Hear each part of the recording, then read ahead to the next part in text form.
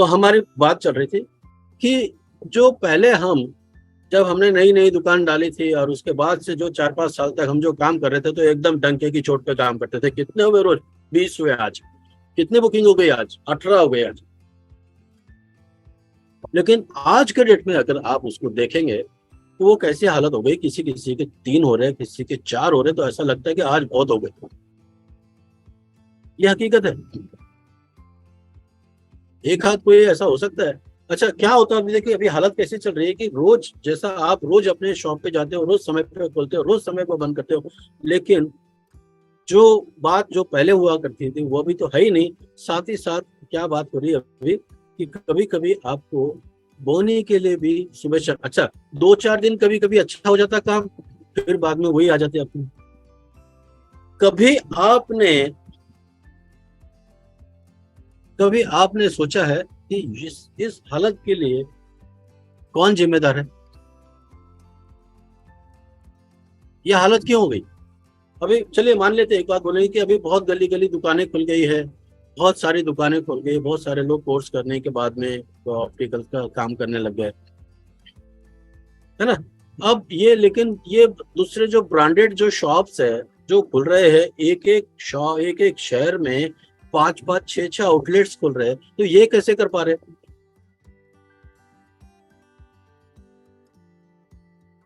कभी सोचा आपने इस बात के ऊपर में? हम क्या करते हैं, सुबह बराबर समय से आकर दुकान खोल लेते हैं और राह देखना चालू कर बैठ के, अब कस्टमर आए तो हम अटेंड करें। अब कस्टमर ही नहीं आ रहे तो हम क्या करेंगे? आप तो सीधा सीधा यही सवाल करेंगे, है ना। क्यों नहीं आप अपनी आउटलेट्स बना सकते? सब कर सकते हैं, सिर्फ करने की जरूरत है, अपनी इच्छा शक्ति की जरूरत है, अपने आप को जगाने की जरूरत है। जो मैं बताऊंगा आप वो काम करिए। आप भी 2 की 3 दुकान अगर नहीं कर पाए 1 साल के अंदर तो मुझसे करें।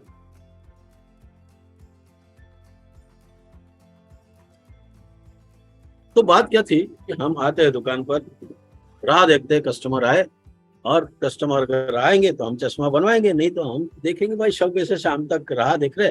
नहीं आया कस्टमर तो आज की चला, आज तो बोले ठीक है आज जीरो में जा रहे हैं हम घर पे, अरे आज 2 ही चश्मे लेके जा रहे हैं हम घर। इस बात के लिए आप स्वयं जिम्मेदार है, आप स्वयं जवाबदार है उसमें। आज का जो पहले का जो समय था ना, कैसा होता था कि बहुत गिने चुने दुकानें थी, और दुकानें भी ऐसी थी।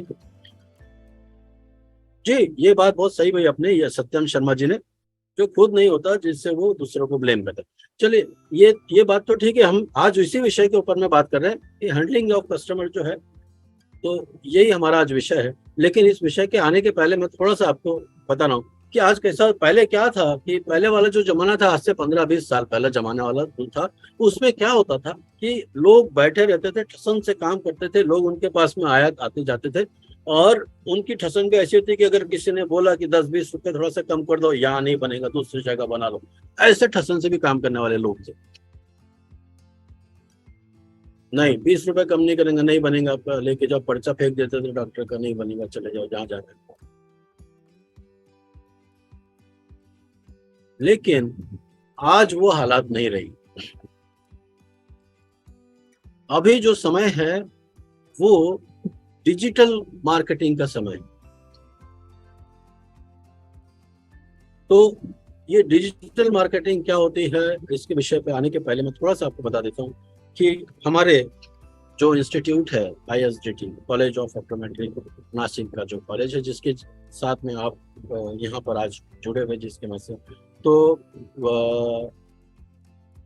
ऑप्टोमेट्री एसोसिएशन ऑफ इंडिया ये भी हमारे साथ में संलग्न है, और जो हमारे DOA मतलब कि ऑप्टिशियंस का जो एसोसिएशन ऑफ इंडिया है, वो भी हमारे साथ में इस विषय के ऊपर में जुड़े हुए हैं हमारे साथ में। और आप सब ISDT इंडिया के साथ में जुड़े हुए हैं, ISDT college of optometry Nashik, जिन्होंने अपने निरंतर प्रयास से बहुत ज्यादा दौड़ भाग और बहुत ज्यादा प्रयास किया कि जो हमारे एग्जिस्टिंग ऑप्टिशियंस है उन लोगों के लिए एक ऐसा संरक्षण लेके आए कि कल को अगर ये नियम बने कि भाई कि सिर्फ जो क्वालिफाइड लोग है वही ऑप्टिकल की दुकान चला सकते। मान ले अभी आप देखेंगे कि कोई भी आदमी ऐरा गैरा कोई मेडिकल स्टोर नहीं डाल सकता। तो बात चल रही थी हमारी कि जो कॉलेज जो हमने लिया है, तो हमारे जो एजुकेशन डायरेक्टर है श्री कोठारी सर जो है, तो योगेश कोठारी सर जो है, इन्होंने लिटरली बहुत ज्यादा दौड़ भाग की, उनकी दौड़ भाग की थी, मैंने भी देखी है, मैंने भी ऑब्जर्व किया उनको। एक तरीका यहाँ जाओ, दिल्ली के मिनिस्ट्री में जाके करो, ये करो, और फाइनली उन्होंने आपके लिए ये सीडीओ का जो कोर्स है उसको गवर्नमेंट से अप्रूव कराया, एनएसडीसी से गवर्नमेंट से अप्रूव कराया है उस कोर्स को। और आज के डेट में जब आप सीडीओ का कोर्स अगर कर लेते हैं तो कोई भी आपको ये नहीं बोल सकेगा आगे जाके, अगर कोई बिल पास होता है, कोई रेजोल्यूशन भी हो जाता है, तो कोई भी आपको ये नहीं बोलेगा कि भाई आप क्वालिफाइड नहीं। इसको एनएसडीसी ने अप्रूव किया हुआ है, और हमारे जो मिनिस्ट्री ऑफ हेल्थ है उन्होंने भी इसका अप्रिसिएशन किया हुआ है कि ये बहुत ही अच्छा कोर्स। अच्छा, इसके जो नॉर्म्स है, जो इसके जो हर कोर्स के एक नॉर्म्स होते हैं, हमने ब्रिटिश के जो नॉर्म्स होते हैं उस नॉर्म्स के हिसाब से हम इस कोर्स को आगे चला रहे, बढ़ा रहे, और बहुत ही ज़्यादा मतलब कि अच्छे तरीके से हम इसको आगे लेके चल रहे हैं। तो बहुत से लोग इससे मतलब लाभान्वित हुए हैं। अभी बहुत से लोगों ने अपना इसका जो देखा होगा इस कोर्स में, जो जिन्होंने किया होगा, उसके बाद हम लोग उनके देखते हैं कि उनके जो फीडबैक्स हमको आते हैं कि सर अभी आपने जैसा बताया था हम अभी वैसे ही करने लगे, तो हमारे अभी कम से कम 3 से 4 स्पेक्स पर डे के हिसाब से रोज के हमारी वो बढ़ गई है। ज्यादा समय नहीं हुआ, 3-4 महीने ही हुए अभी जो मैंने लास्ट सेशन लिया था उसके बाद से, लेकिन अभी भी मुझे उन लोगों की कॉल आते कि सर आपने जैसा बताया था हम अभी वैसे ही कर रहे हैं, और अभी हमारा कम से कम 3 से 4 पर डे के स्पेक्ट, 3 से 4 अगर पर डे की आप स्पेक्स बात करेंगे तो बहुत ज्यादा हो जाती है। जहाँ किसी किसी के 3 से 4 ही हो रहे हैं, वहां उनके बढ़कर 3 से 4 ज्यादा बढ़कर हो रहे हैं। तो अगर वो कर सकते तो आप लोग भी कर सकते हैं। आप लोग भी ज्वाइन करिए, आप लोगों को भी बहुत सारी तरीके, तौर तरीके बताए जाएंगे कि किस तरह से कस्टमर को अपनी तरफ मिलाना है, किस तरह से कस्टमर्स को अपने साथ में बांध के रखना है, किस तरह से कस्टमर्स को अपने से छूट कर जाने नहीं देना। तो आज का यही विषय हमारा है कि कस्टमर हैंडलिंग किस तरह से की जानी चाहिए।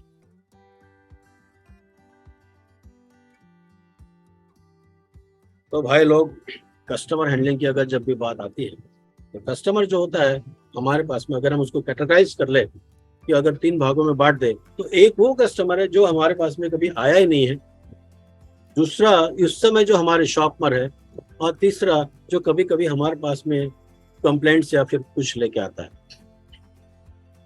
बात चलती है कि जो नए कस्टमर है उन लोगों के पास में हम कैसे अप्रोच करेंगे। हम भरोसे पे बैठ गए कि हम दुकान खोल के बैठ गए हैं और कस्टमर हमारे पास में आएगा तो हम हैंडल करेंगे। आपने कभी कस्टमर को बुलाने की कोशिश की ही नहीं है।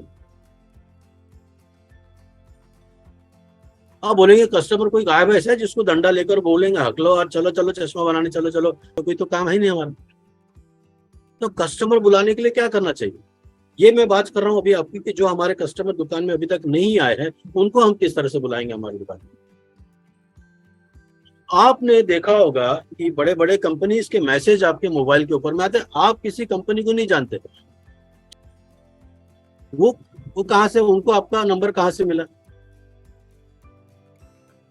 आपके साथ में आपका दूसरी किसी कंपनी का, आपका मैं नाम नहीं ले सकता यहाँ पर, किसी दूसरे का मैसेज आता है आपके पास में, आपके मोबाइल के ऊपर में। आप भी देखते हैं, ऑप्टिशियंस होने के बावजूद आप देखते हैं कि फर्स्ट फ्रेम के साथ में दूसरी फ्रेम फ्री, देखते हैं ना आप, आए ना आप लोगों से, बहुत सारे लोगों के मोबाइल पे आते होंगे और वो निरंतर आते रहता है, ऐसा भी कुछ नहीं कि ऐसा कुछ हो रहा है। अच्छा, फर्स्ट फ्रेम के साथ में, अच्छा फर्स्ट फ्रेम फ्री, अच्छा वहां जाने के बाद में जब क्या होता क्या है, देखिए अब हजारों की तादाद में लोगों के मैसेज के ऊपर में, फोन के ऊपर में मैसेज आ रहे हैं कि फर्स्ट फ्रेम फ्री। अब आप भी सोचेंगे यार फ्री हो रहा है, आप ऑपरेशन छूट उसको देखने के लिए भूल जाए कि आप ऑपरेशन है, आपके मोबाइल के ऊपर मैसेज आता है कि फर्स्ट फ्रेम फ्री, तो आप भी सोचेंगे ना कि यार फ्री फ्रेम तो फ्री मिल रही है, तो फिर तो जरूर जाना चाहिए वहां पर। लेकिन जब आप वहां जाते हो ना, तो आपको कंडीशंस अप्लाई वाली वो आ जाती है। तो ये जो उन्होंने कस्टमर को अभी वहां पर बुलाने के लिए क्या किया, जो एक लालच दिखाया, एक मैसेज भेजा, एक जरिया बनाया आपको, क्योंकि कस्टमर हमारे पास में आए। क्यों वो कंपनी आज के आपके शहर में 5-5, 6-6 आउटलेट्स खोल के बैठे हुए, अगर वो कंपनी अपने कस्टमर को अप्रोच कर सकती है। आप लोगों में क्या कमी है, आप क्यों नहीं कर सकते?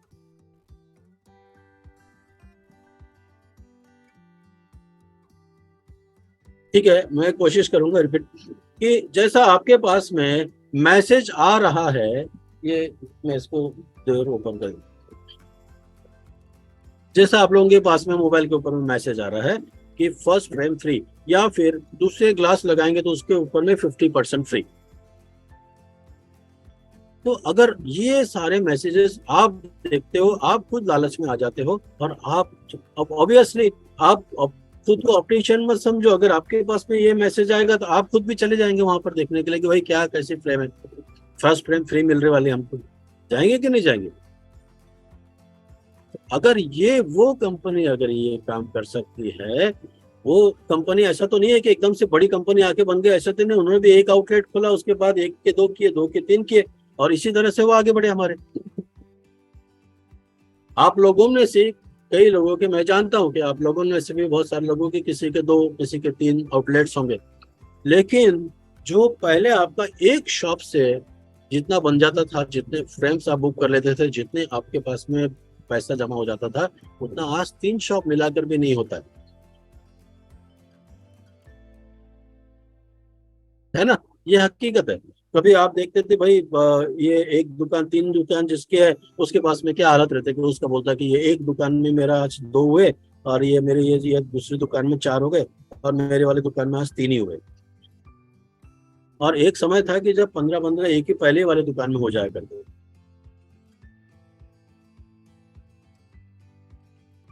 तो बात आती है कि अगर कोई दूसरा व्यक्ति अगर कर सकता है, किसी चीज को इम्प्लीमेंट कर सकता है, तो हम क्यों नहीं कर सकते?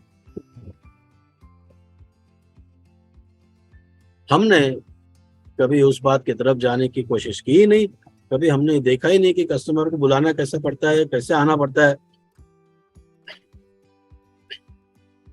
ठीक है, तो अब बात आती है कि इसके हम सोल्यूशन क्या कर सकते हैं।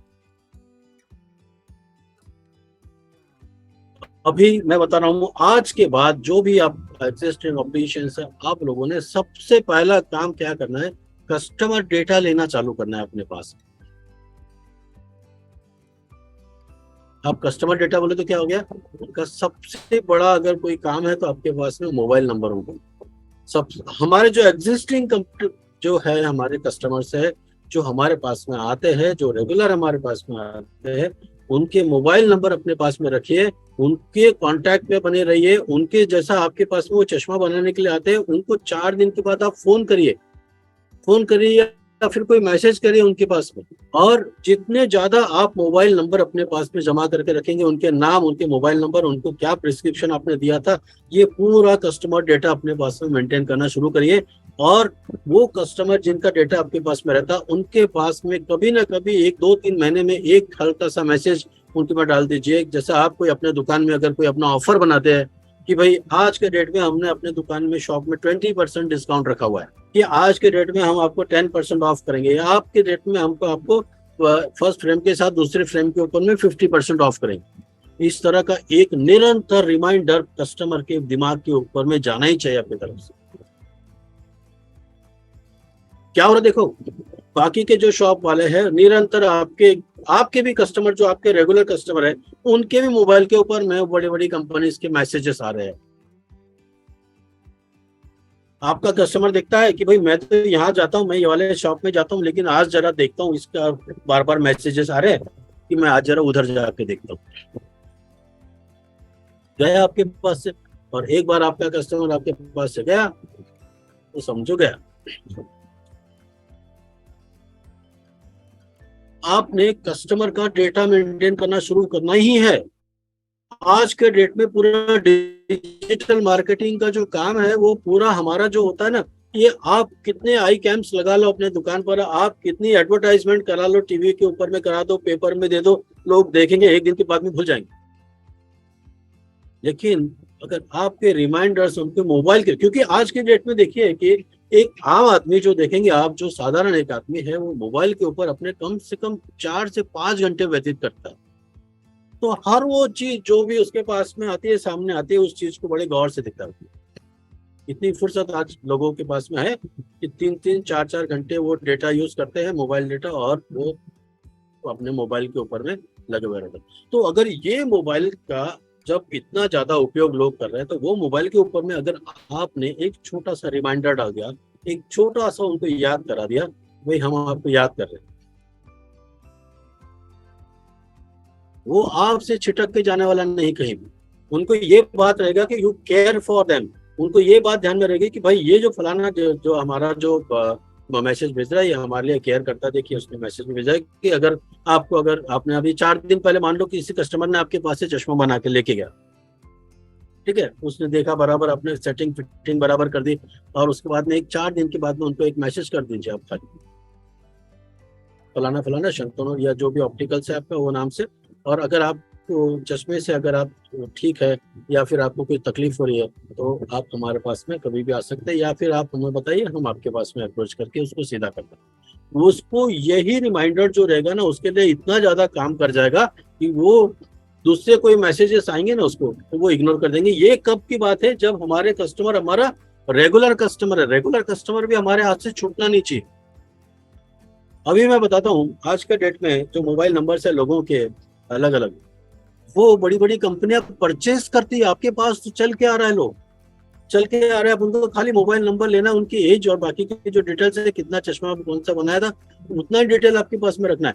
लेकिन यही डेटा परचेस करने के लिए जो लोग, जो बड़ी बड़ी कंपनियां हैं, पैसा खर्च करती है लाखों से। आपका नंबर आपने कभी किसी कंपनी को दिया था? नहीं दिया। लेकिन आपके पास में उनका मैसेज आ रहा है, क्यों? आपका नंबर कैसे पहुंचा वहां पर? आपकी किसी पड़ोसी ने ले जाके दिया? नहीं दिया। उन्होंने परचेज किया आपका नंबर, और आपको वो मैसेज भेज रहे हैं, आपको मैसेज भेज रहे हैं, आपके साथ में संपर्क बनाने की कोशिश कर रहे हैं आप, ताकि वहां पर जाए और उनका सेल्स हो। ये सेल्स जनरेट करने का तरीका है, जो डिजिटल मार्केटिंग जिसको कहते हैं ना, आज हम जो जो सबसे ज्यादा इफेक्टिव मार्केटिंग आज के डेट में जो है, वो यही है कि आप निरंतर हमारे कस्टमर्स के साथ में। अभी देखो, जैसा मैं बता रहा था, अरे यार वो कस्टमर ने फोन किया, दूसरे एक ऑपरेशन ने, दूसरे ऑपरेशन, यार मैं लूडो खेल रहा हूँ, वो बोलता तू भी ज्वाइन कर ले। हमारे पास लूडो खेलने का टाइम है, लेकिन हमारे पास ये टाइम नहीं है कि जरा से एक मैसेज को टाइप करके हमारे 10 कस्टमर को रोज भेज दे। क्या कभी किसी ने ये कोशिश?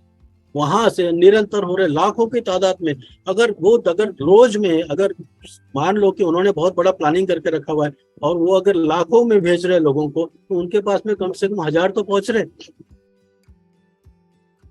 आप क्या कर रहे हो? आप एक भी मैसेज टाइप नहीं करते। चलो टाइम मिल गया तो थोड़ा सा लूडो खेल लिया, टाइम मिल गया तो थोड़ा सा मोबाइल के ऊपर में रील्स देख लिया, टाइम मिल गया तो थोड़ा सा वीडियोस देख लिए। कस्टमर नहीं है, चलो हम थोड़ा सा शुरू हो जाते, टीवी लगा दिया बैठ के, नहीं तो मोबाइल के ऊपर में रील्स देख लो।